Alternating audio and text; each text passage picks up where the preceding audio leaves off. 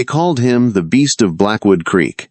7 mail-order brides took one look at Brucey Abernathy's scarred face and the desolate Montana peaks he called home, and ran. The mountain man was cursed to die alone. Then, the stagecoach brought Josephine Caldwell. She was 60, and she wasn't running. By the winter of 1886, the town of Blackwood Creek, Montana Territory, had turned Brucey Abernathy into a ghost story to frighten unruly children. Brucey lived high up on the jagged spine of the Bitterroot Range, in a cabin he'd felled and notched with his own hands. He was a mountain of a man, standing 6'4", with a thick beard woven with premature silver and a jagged, pale scar that pulled down the corner of his left eye, a parting gift from a territorial grizzly a decade prior. But it wasn't just his size or the scar that terrified the townsfolk. It was the fierce, impenetrable silence of the man. Brucey only came down from the mountain twice a year to trade furs for coffee, flour, and bullets. He spoke to no one, paid in gold dust, and vanished back into the timberline before the sun set. Yet, beneath the gruff exterior, a crushing loneliness had gnawed at Brucey. 2 years ago, in a moment of desperate vulnerability fueled by the howling winter winds, he had paid a handsome fee to a matrimonial agency in St. Louis. He wanted a wife. He wanted a hearth that felt like a home, and a voice to break the deafening silence of the pines. The agency delivered, but the harsh reality of the mountain quickly dismantled any romantic pioneer dreams. The first bride, Clara Higgins, lasted exactly 3 days. She took one look at Brucey gutting a freshly hunted elk on the front porch, her hands trembling so hard she dropped her carpetbag and demanded to be taken back to town. The fourth bride, Mary Beth, fled in the dead of night. The incessant howling of the timber wolves and the oppressive isolation broke her spirit. Brucey had found her wandering half-frozen on the trail the next morning and silently carried her to the stagecoach depot himself.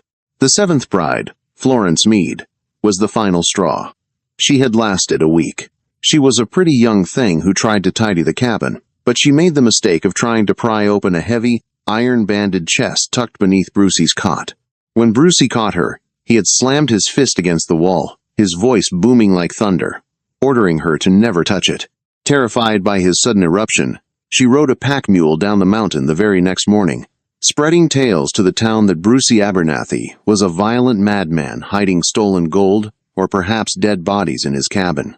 What Florence and the other 6 brides didn't know, what Brucey refused to tell them, was that he wanted them to run.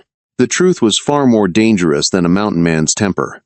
Brucey's cabin sat directly atop the only viable pass through the Blackwood Range. A ruthless cattle baron named Jack Montgomery had recently realized that controlling Abernathy Pass meant controlling the beef supply line to the booming silver mines in Idaho. Montgomery had sent his men to buy Brucey out.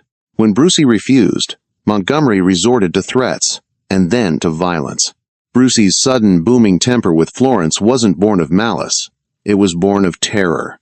He had seen Montgomery's scouts lurking in the tree line that afternoon. He realized that bringing a young, naive bride to the mountain hadn't brought him companionship. It had brought him a hostage. He had to make her leave. He had to scare them off to protect them. After Florence fled, Brucey sent a final, bitter letter to the agency in St. Louis.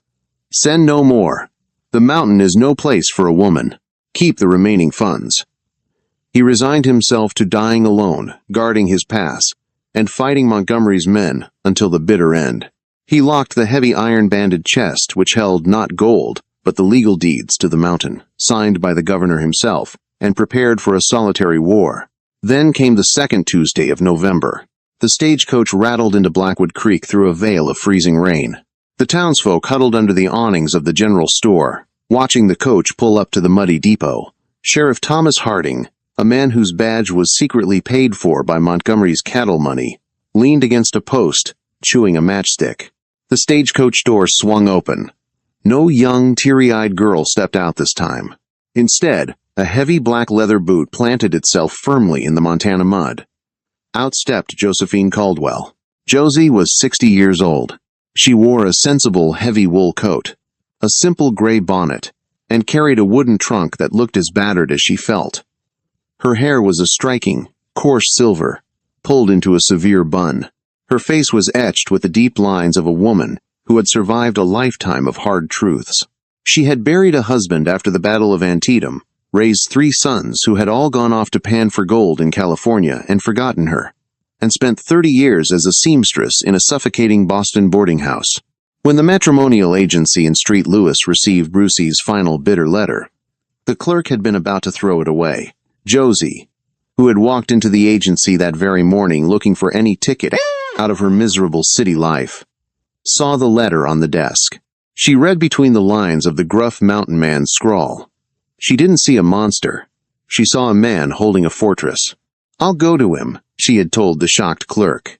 Now, standing in the freezing rain of Blackwood Creek, Josie adjusted her grip on her trunk. Sheriff Harding pushed himself off the post, a cruel smirk on his face. "You lost, ma'am? The knitting circle is back in St. Louis. If you're here for Brucey Abernathy, you might want to buy a return ticket. The beast on the mountain eats little old ladies for breakfast." Josie turned her sharp, slate-gray eyes onto the sheriff. She didn't flinch. "I've survived a war, a cholera outbreak, and 3 teenage boys, Sheriff. A man in the woods doesn't frighten me. Now, which way is the mountain?" It took Josie 2 days to make the trek up the steep, winding trail. She rented a sturdy draft horse, ignoring the townsfolk who took bets on how many hours she would last. When she finally reached the clearing, the sheer brutality of the landscape took her breath away. The cabin was a fortress of raw timber, backed against a sheer cliff, overlooking a dizzying drop into the valley. Brucey was chopping wood in the yard. His massive axe came down, splitting a thick pine log in 2 with a deafening crack. He stopped. He felt eyes on him. Slowly, he turned, his hand instinctively dropping to the Colt revolver holstered at his hip. He stared at the older woman sitting atop the draft horse. He blinked, the scarred side of his face twitching. "Agency must have lost their minds," Brucey rumbled, his voice like grinding stones. It was the first time he had spoken aloud in months. "Or you're lost, grandmother. The town is 10 miles back down the ridge." Josie calmly dismounted. She tied the horse to the hitching post, patted its neck, and walked straight toward the giant of a man. She stopped 3 feet from him, looking up, entirely unfazed by his imposing height or the terrifying scar on his face. "My name is Josephine Caldwell," she said, her voice steady and clear. "I saw your letter. I paid my own way here. I am not looking for a prince, Mr. Abernathy, and I imagine you are not looking for a princess. I am looking for a quiet place to live out my years, and I am willing to work for my keep." Brucey stared down at her, dumbfounded. "I canceled the contract. I ain't looking for a wife no more. It ain't safe up here." "Because of the wolves?" Josie asked, arching a silver eyebrow. "Because of the winter," Brucey lied, gripping his axe handle tighter. "I brought a heavy coat," Josie countered. She looked past him, her eyes sweeping the tree line.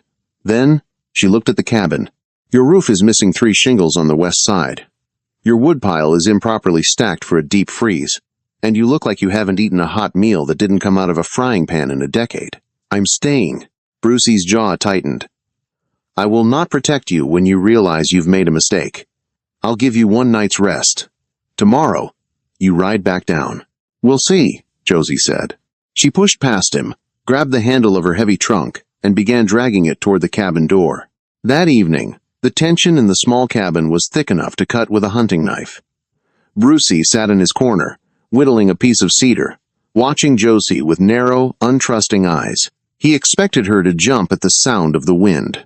He expected her to complain about the hard wooden chair. Instead, Josie had quietly swept the floor, taken inventory of his meager pantry, and baked a simple, savory loaf of cornmeal bread.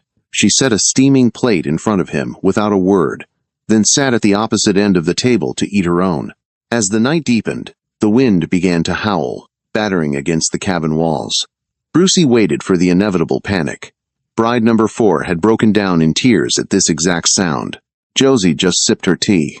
"Wind sounds like an angry train," she remarked casually. Brucey grunted. Then, over the sound of the wind, a different noise echoed through the mountain. It was a sharp, distinct crack. A rifle shot. It echoed from the valley below, dangerously close to the lower ridge of Brucey's property.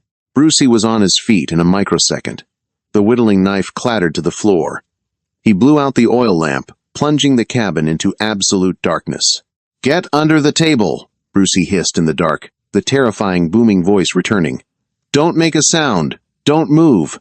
He grabbed his Winchester rifle from the wall mount, expecting the woman to be weeping or screaming in terror. But as Brucey crouched by the window, peering into the moonlit snow, he felt a calm presence beside him. Josie was standing right next to him in the dark. In her hands, she held the heavy cast-iron skillet she had just used to bake the bread. Her breathing was perfectly even. "Who is shooting at us, Brucey?" she asked quietly. "And please don't insult my intelligence by telling me wolves have learned to use firearms." Brucey looked at the 60-year-old woman in the dark. She wasn't trembling. Her grip on the skillet was white-knuckled, but her eyes were locked onto the tree line, calculating, alert. For the first time in years, the mountain man felt something other than cold isolation and crushing responsibility. He felt shock, and slowly, a grim respect began to take root in his chest. "Men who want this land," Brucey whispered back, realizing the act was over. "And they don't leave witnesses." Josie just nodded, tightening her grip on the iron skillet. "Well then, we'd better make sure they don't get through the front door." The first bullet shattered the single pane of glass in the front window, burying itself deep into the heavy oak of the dining table where Brucey and Josie had sat only moments before. The frigid November wind immediately howled through the breach, carrying with it the sharp, sulfuric scent of burnt powder. "Stay low!" Brucey roared over the wind, racking the lever of his Winchester. He kicked out the remaining shards of glass with the heel of his boot and fired twice into the darkness. A yelp of pain echoed from the tree line, followed by the crunch of heavy boots retreating in the snow.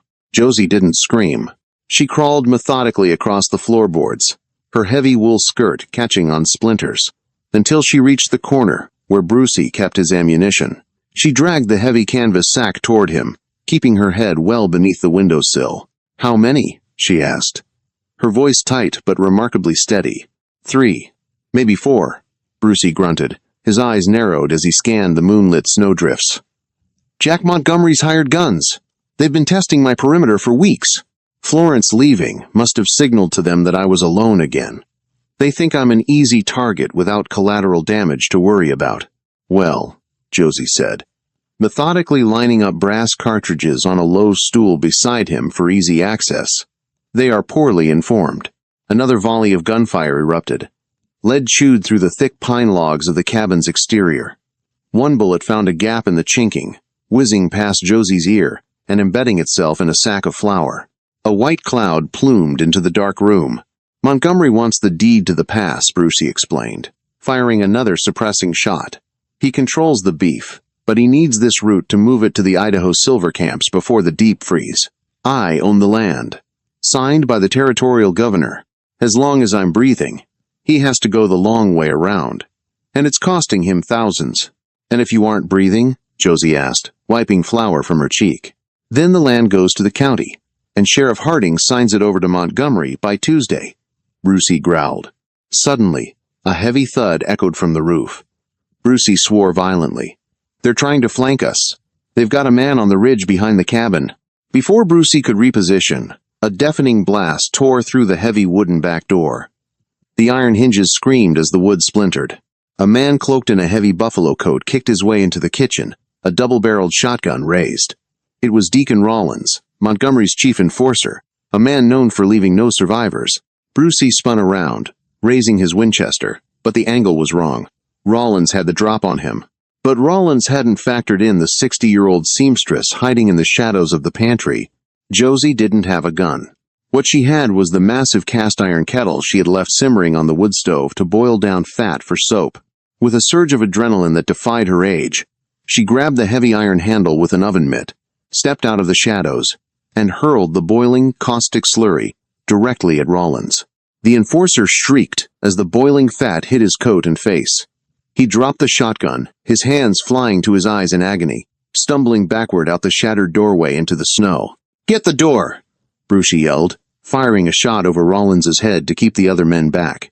Josie grabbed a heavy oak plank they used for barring the door, and slammed it into the iron brackets, sealing the breach. She was breathing hard, leaning against the wood, her hands finally beginning to shake. Brucey looked at her, his chest heaving. The moonlight catching the scarred side of his face made him look wild, dangerous, and completely in awe. "You just took down Deacon Rollins with a soup kettle." "It was soap," Josie corrected, her voice trembling slightly. She looked down at her hands. "And my best kettle." The gunfire from outside suddenly ceased. The sudden silence was more terrifying than the noise. Brucey moved to the window, peering out cautiously. "They're falling back. Rollins is screaming loud enough to wake the dead." They didn't expect a two-front war. But as Brucey turned back to the room, his leg buckled. He crashed to his knees, his hand clutching his right thigh. Blood, thick and dark, was seeping rapidly through his denim trousers. A ricochet from the back door blast had caught him. "Brucey!" Josie rushed to his side, tearing off her heavy wool coat to press it against the wound. "It's deep," Brucey rasped, his face going pale. "If I bleed out, Josie, under the floorboards by the hearth. The iron chest. It has the deed, and a pouch of gold dust. You take it. You take the horse at first light, and you ride for Helena. Don't go to Blackwood Creek. Harding will kill you." Josie looked at the massive man bleeding on her floor. She remembered the 6 brides who had run away. She remembered a lifetime of men telling her what to do, from her late husband to the factory bosses in Boston. "I am not going to Helena Brucey Abernathy," she said fiercely, ripping the hem of her petticoat to create a makeshift tourniquet. "And you are not going to die. I didn't travel halfway across the country to become a widow twice." For 3 agonizing days, the blizzard effectively sealed the mountain pass, trapping Josie and the bleeding giant inside the freezing cabin. The isolation was absolute, but Josephine Caldwell had not survived the typhoid outbreaks of Boston or the crushing grief of losing a husband to the musket fire of Antietam by panicking in the dark. She became a woman possessed by a cold, methodical fury to keep Brucey Abernathy alive. The ricochet had torn a jagged, ugly path through Brucey's heavy thigh. As he drifted into a feverish delirium, Josie laid him flat on the heavy oak dining table. She didn't have ether or whiskey. She only had boiling water, a sterilized sewing needle, and a small, sharp paring knife. "Hold on to the chair leg, Brucey," she commanded, her voice betraying none of the terror fluttering in her chest. "This is going to burn."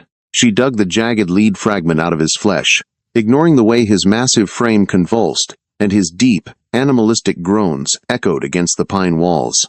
When the bullet finally clattered into a tin basin, she heated the flat blade of his hunting knife directly in the hearth's coals until it glowed a furious cherry red. She pressed it to the wound to cauterize the bleeding. Brucey roared, a sound that rivaled the Timberwolves, before his eyes rolled back and he passed out from the pain. Through the long, terrible nights that followed, Josie sat vigil.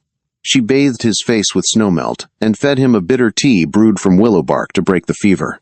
In his delirium, the beast of Blackwood Creek finally let his guard down.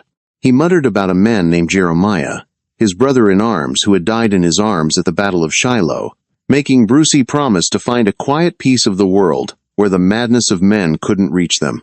He had bought this mountain to honor a ghost, only to find that the greed of men extended even into the clouds.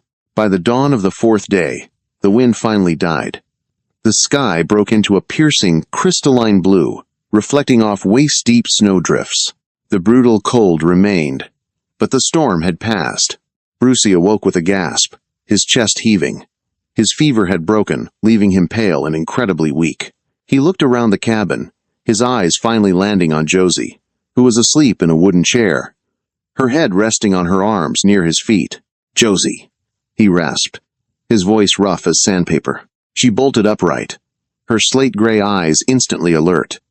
She moved to him, pressing a cool, wet cloth to his forehead. "You're back with the living, Mr. Abernathy. Montgomery will know the storm is over." Brucey breathed heavily, trying to push himself up on his elbows, only to collapse back with a wince. "He'll send a dozen men today. Deacon Rollins was just the scout." Brucey pointed a shaking, calloused finger toward the hearth. "Under the floorboards, the iron chest. Get it." Josie didn't argue.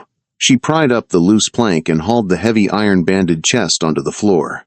Unlocking it with a brass key Brucey wore around his neck, she expected to find a fortune in gold. Instead, there was only a small leather pouch of dust and a thick, wax-sealed parchment. "Take the horse," Brucey ordered, his voice laced with desperate finality. "Take the gold. Ride down the east slope, away from the town. You can make it to the rail station in Helena by tomorrow night. Forget you ever saw me." Josie ignored the gold. Instead, she broke the wax seal on the parchment and unrolled the heavy paper. It was the original deed to the mountain, signed by the territorial governor in 1878.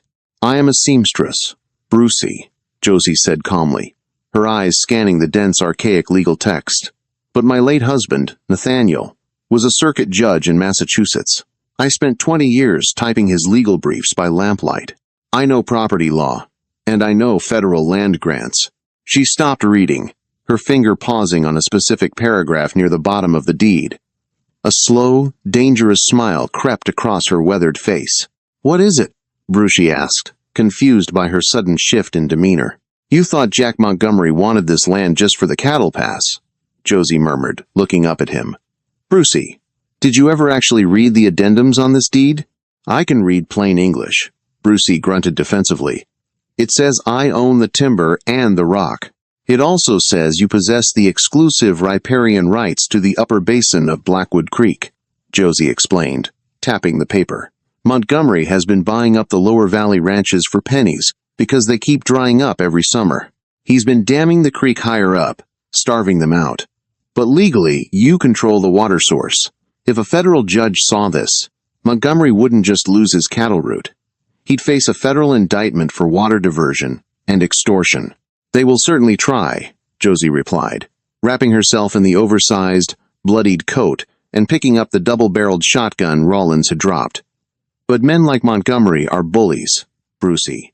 And bullies are inherently cowards when faced with someone who holds a bigger stick. Keep the Winchester loaded. I am going to town." It took Josie 3 grueling hours to ride the draft horse down the snow-packed, treacherous trail. She didn't sneak into Blackwood Creek. She rode straight down the center of the muddy thoroughfare, a terrifying vision in a dead man's bloody coat, her silver hair catching the winter sun. She stopped the horse directly in front of the Silver Dollar Saloon. The town was eerily silent. Townsfolk peeked through the frosted windows of the general store, holding their breath. Sheriff Harding pushed through the swinging saloon doors, followed closely by a sharply dressed, ruthless-looking man smoking a cigar, Jack Montgomery himself. Well, Harding sneered, resting his hand on the pearl grip of his Colt. The widow lived. "Where's the beast, ma'am? Bleeding out in the snow?" Josie dismounted with a heavy thud. She walked up the wooden boardwalk, stopping 10 feet from the 2 men. She tossed the blood-soaked shotgun at Montgomery's boots. The initials J.M. were carved into the walnut stock. "Your lapdog dropped this in my kitchen, mister." "Montgomery," Josie said, her voice ringing out clearly in the frigid air, ensuring every hidden townsperson heard her, along with a fair amount of his own skin. Montgomery's eyes narrowed, the cigar clamped tight in his jaw. "You've got a lot of nerve, old woman. Abernathy is dead, isn't he? That land defaults to the county." "I don't know what you're talking about," Montgomery growled, signaling Harding with a nod. Harding drew his weapon halfway from the holster. "Before I left street, Lewis," Josie continued, her voice rising, completely ignoring the sheriff's gun, "I sent a copy of the Abernathy deed to the federal courthouse in Helena, directly to the office of U.S. Marshal William Bill Tilghman. I included a sworn affidavit regarding territorial land grabbing and water rights extortion. The mention of the legendary, real-life Marshal Tilghman, a man known for hanging corrupt barons and cleaning out the toughest territories in the West, made the blood drain from Sheriff Harding's face. He let his gun slip back into its holster. "If I am not back in street, Louis, by the 1st of the month, or if Marshal Tilghman receives word of my untimely demise," Josie bluffed with magnificent, ironclad confidence, "federal troops will ride into Blackwood Creek. They will seize the pass. They will dismantle your dams, and they will hang you both for federal conspiracy. You are playing a territorial game, Mr. Montgomery. I have brought the federal government to your doorstep." Silence descended on the muddy street. The wind howled through the eaves of the saloon. Montgomery stared at the 60-year-old seamstress, trying to find the crack in her armor, the tremor of a bluff. He found nothing but the cold, hardened steel of a woman who had nothing left to lose. Montgomery spat his cigar into the snow. "You're crazy." "No," Josie said softly. "I am just deeply tired of arrogant men." She turned her back to them, a deeply dangerous move, and walked into the telegraph office next door. She sent a real telegram to the marshals in Helena, officially requesting an envoy to investigate the water diversion. Montgomery and Harding didn't shoot her in the back. The threat of Marshal Tilghman and a federal noose was too great. Within the hour, Montgomery was seen furiously packing his saddlebags and riding east, abandoning his empire before the federal heat arrived. Sheriff Harding quietly removed his tin star, left it on the saloon bar, and vanished into the foothills. 3 days later, the real federal marshals rode into Blackwood Creek to dismantle the dams and restore the water to the valley floor. Brucey was sitting on the porch, his leg heavily bandaged, leaning on a rough-hewn crutch. He watched her ride into the clearing, his heart hammering against his ribs. He had spent the last 3 days terrified he had sent her to her death. Josie dismounted, tied the horse, and walked up the steps. She took off her bonnet, letting her coarse silver hair fall loose. She looked at the giant, scarred man. "The town is quiet," she said simply. "And the river belongs to you again."